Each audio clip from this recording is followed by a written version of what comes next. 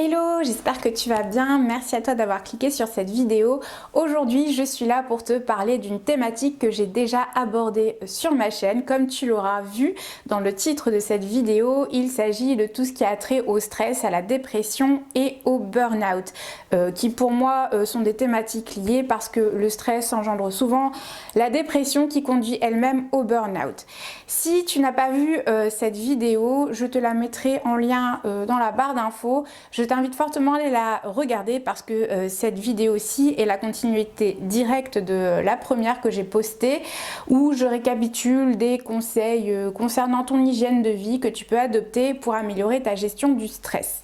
Aujourd'hui, je suis là non pas pour faire une redite de cette précédente vidéo, mais pour t'apporter des éléments complémentaires, des conseils complémentaires un peu plus génériques qui, j'espère, vont t'aider à également améliorer ta gestion du stress et à prévenir la dépression et le burn-out.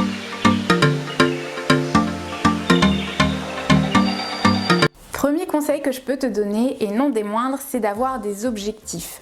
Pourquoi? Parce qu'il a été démontré que les personnes atteintes de dépression, dans la majorité des cas, n'avaient pas d'objectifs ou très peu d'objectifs, et dans le cas où elles en avaient, ces objectifs étaient très abstraits et très génériques, ce qui implique en fait que la personne a du mal à se projeter et à visualiser l'atteinte de cet objectif. Par exemple, je m'explique, un objectif abstrait peut être « j'ai envie d'être heureux », contre un objectif un peu plus spécifique, un peu plus précis. J'ai envie d'améliorer mon temps aux 100 mètres ou j'ai envie de courir un marathon cet été, par exemple. Donc ça, c'est un objectif bien plus précis. On peut bien évidemment plus facilement se projeter dans l'atteinte de nos objectifs si initialement ils sont précis et quantifiables, contrairement à un objectif générique tel que celui que j'ai cité, j'ai envie d'être heureux. C'est très abstrait, c'est très générique, ce qui induit forcément qu'on a du mal à se projeter et du coup c'est beaucoup plus démotivant et on a tendance à plus facilement baisser les bras dans ce cas précis. Comment faire pour définir des objectifs? Alors là, c'est toute une thématique. Je ne vais pas forcément m'attarder sur cette thématique-là dans cette vidéo parce que sinon ça va durer 3 plombes. Par contre, je peux en faire une vidéo dédiée si ça t'intéresse, si tu galères à trouver des objectifs, si tu ne sais pas comment faire. Il y a des stratégies, des méthodes qui existent et qui peuvent t'aider à définir des objectifs précis. Un conseil que je peux te donner, c'est trouver ton why, trouver le pourquoi.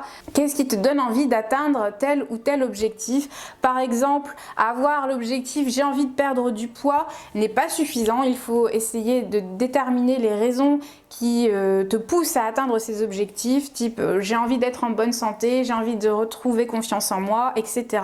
Trouver le why, la raison d'être de ton objectif, c'est ce qui va t'aider à tenir sur le long terme et à atteindre ton objectif. Les objectifs, avoir des objectifs, c'est hyper important. D'ailleurs, c'est ce que conseillent les psychologues et les psychiatres à leurs patients atteints de dépression. Avoir des objectifs, c'est primordial. D'ailleurs, c'est logique, hein, ça va occuper ton esprit de façon positive, ça va t'apporter une stabilité émotionnelle. Je parle de mon retour d'expérience personnellement. Au moment où j'étais le plus down dans ma vie, où voilà, j'ai subi des chocs émotionnels, j'avais pas d'objectif et je me sentais désœuvrée et du coup je pensais tout le temps et je ruminais tout le temps ces pensées négatives dans ma tête jusqu'au moment où j'ai commencé à m'intéresser au développement personnel et à setter des objectifs dans ma vie. Ça m'a totalement remotivée, ça m'a reboosté et ça m'a inscrit dans une espèce de cercle vertueux parce que ça m'a permis d'installer des habitudes positives dans ma vie qui m'ont fait penser à autre chose tout simplement. Voilà, donc encore une fois, si tu as envie que je fasse une vidéo dédiée aux objectifs, n'hésite pas à lâcher un petit like à cette vidéo et à me le faire savoir dans les commentaires, je me ferai un plaisir de le faire.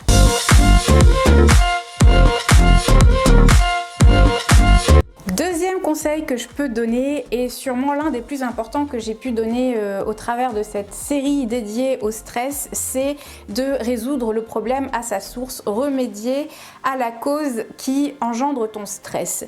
Je m'explique, toutes les méthodes que j'ai partagées jusqu'à ici, que ce soit dans les vidéos ou dans mes articles, sont des méthodes qui vont t'aider à mieux gérer ton stress, mais qui ne vont pas t'aider à résoudre la cause de ton stress. Donc au final, ça revient à mettre un pansement sur la blessure, vu que la source de ton stress est toujours existante. Donc tu auras beau trouver des objectifs, faire de la méditation, avoir une bonne hygiène de vie, jeûner, prendre des douches froides, etc.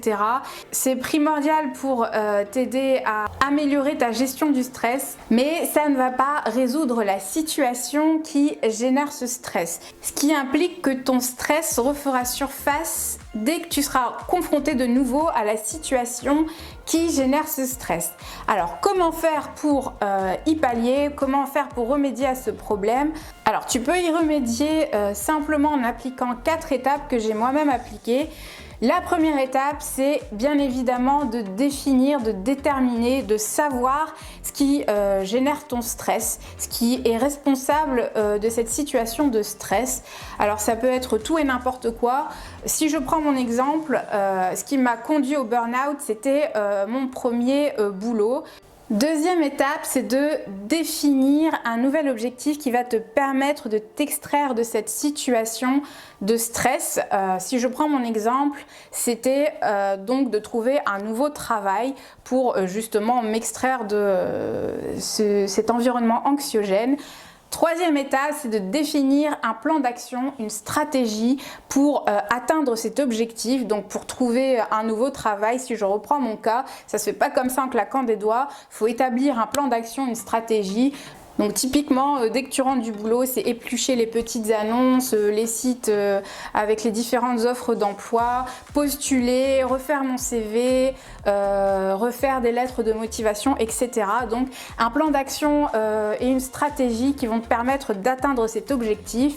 Et quatrième étape, et non des moindres, c'est de passer à l'action.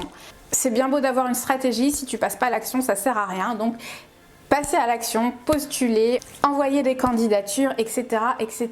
Donc 4 étapes pour résoudre le problème de ton stress à la source. Et ça, typiquement, cette stratégie-là, tu peux l'adopter quasiment à toutes les situations.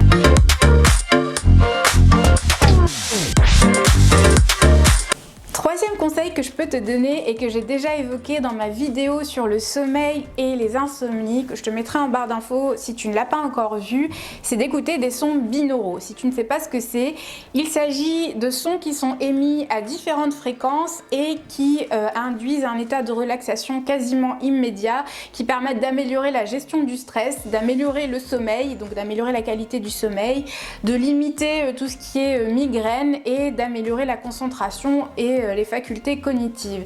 C'est un peu ce que j'appelle la méditation du fainéant, parce que ça induit un état proche de l'hypnose et de ce qu'on atteint quand on médite. Personnellement, ça a littéralement changé ma vie. Comme je l'ai dit, je souffrais d'insomnie il y a quelques années, d'insomnie chronique. J'ai testé les somnifères et ça n'a pas marché. Les sons binauraux, ça a eu un effet bœuf sur moi. Alors tu peux en trouver facilement sur YouTube, il suffit juste de taper sons binauraux et tu vas trouver plein de vidéos sur la thématique. C'est mieux de les écouter avec un casque. Personnellement, moi j'utilise l'application Headspace.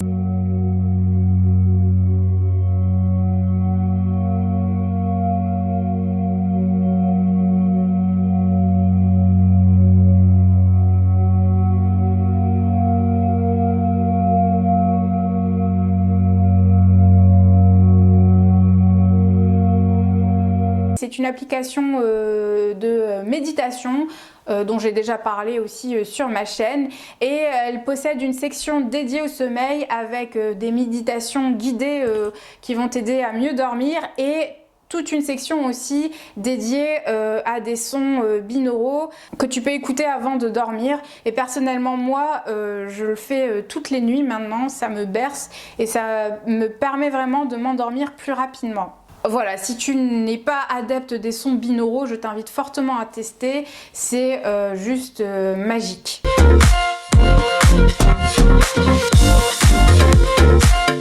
Quatrième et dernier conseil que je peux te donner, c'est de reprendre la lecture ou de continuer à lire si c'est quelque chose que tu fais déjà. Tout simplement parce qu'il a été démontré de façon scientifique que la lecture permettait de diminuer le stress, d'améliorer sa gestion du stress de façon plus significative que d'écouter de la musique par exemple. Elle permet également de diminuer les risques de choper la maladie d'Alzheimer avec l'âge et elle a également d'autres vertus telles que d'améliorer ses facultés cognitives, d'améliorer la mémoire et de stimuler les connexions neuronales. D'ailleurs ça c'est quelque chose que tu peux facilement expérimenter quand tu lis un bon bouquin. Ça occupe ton esprit de façon positive, ça chasse toutes les pensées négatives, ça t'emmène dans un monde imaginaire qui te permet vraiment d'oublier tous tes soucis. Donc voilà, ça n'a que des vertus. Personnellement je m'y suis remise il y a peu, shame on me, j'avais pas ouvert un bouquin depuis des mois et ça me fait un bien fou. D'ailleurs j'ai prévu de vous faire une vidéo sur mes lectures favorites très prochainement parce que c'est quelque chose que vous m'avez demandé. Je l'ai pas oublié, ça arrive, du coup n'hésite pas à t'abonner si tu ne veux pas louper cette vidéo. Je te mettrai en barre d'infos les études qui montrent que la lecture améliore la gestion du stress et permet de diminuer les risques de choper la maladie d'Alzheimer si ça t'intéresse de creuser sur cette thématique là. Voilà. Je pensais qu'on avait toqué, on avait sonné à ma porte, mais j'entends des sons, j'entends des voix, c'est pas grave. Voilà, si tu as aimé cette vidéo, n'hésite pas à la liker et à t'abonner à ma chaîne si ce n'est pas encore fait. N'hésite pas aussi à la partager parce que je pense que actuellement, avec le contexte très anxiogène qu'on connaît, ça peut être utile à pas mal de personnes. Je te remercie d'avoir passé ce petit moment avec moi. Je te souhaite une très belle journée ensoleillée. Ici on a de la chance, il fait beau dans le nord de la France. Et je te dis à la semaine prochaine. Petit disclaimer, en fait j'ai oublié de préciser, mais dans cette vidéo j'utilise pour la première fois un micro. Je sais pas si ça s'entend, si tu vois la différence. N'hésite pas à me dire si tu préfères avec, sachant que toutes les autres fois, dans toutes mes autres précédentes vidéos, il n'y avait pas de micro. Du coup voilà, je sais pas si je dois continuer à l'utiliser ou pas. Fais-le moi savoir en commentaire, ça m'aiderait beaucoup à améliorer la qualité de mes vidéos. Je te remercie d'avance et puis à la prochaine.